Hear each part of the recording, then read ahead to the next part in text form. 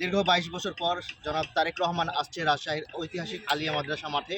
আর এই আলিয়া মাদ্রাসা মাঠে তিনি আগামীকাল দুপুর ১২টা ৩০ মিনিটে এই মঞ্চে উপস্থিত থাকবেন আর বিএনপির সকল নেতাকর্মীদের সামনে নির্বাচনী বক্তব্য দেবেন।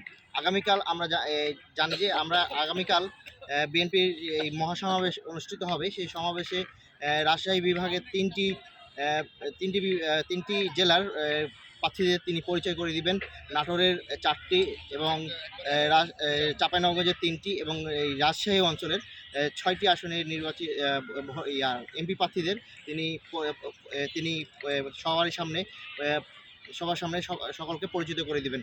জনাব তারেক রহমানকে ঘিরে এই রাজশাহীর ঐতিহাসিক মাদ্রাসা মাঠে হাজারো লাখো নেতাকর্মীর আনাগোনা হবে। সেখানে বিএনপির সকল পর্যায়ে নেতাকর্মীরা উপস্থিত থাকবেন বলে ধারণা করা যাচ্ছে। বিএনপির এই মহাসমাবেশকে ঘিরে রাজশাহীতে যেমন আনন্দ ও উদযাপনা চলছে, তেমনই বাইরের জেলাগুলোতে সেই রকম বিরাজমান করছে।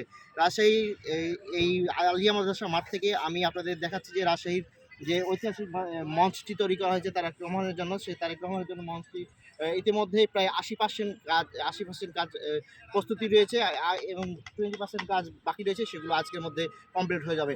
আগামীকাল তিনি বিমানযোগে ঢাকা থেকে রাজশাহীর উদ্দেশ্যে আসবেন এবং এখানে সমাবেশ শেষ করে তিনি নওগাঁর পথে যাবেন। নওগাঁ থেকে আবারও তিনি বগুড়ায় যাবেন। এই ছিল আজকের মতো আমার আপডেট। আগামীকাল অবশ্যই আপনারা সকলেই যে যেখান থেকে পারেন বিএনপির সকল নেতাকর্মীদের অনুরোধ জানাবো আপনারা অবশ্যই রাজশাহীর ঐতিহাসিক মাঠে এসে উপস্থিত হবেন এবং এই ঐতিহাসিক সমাবেশকে সাফল্যমণ্ডিত করবেন। মহিমিজান, রাজশাহী থেকে।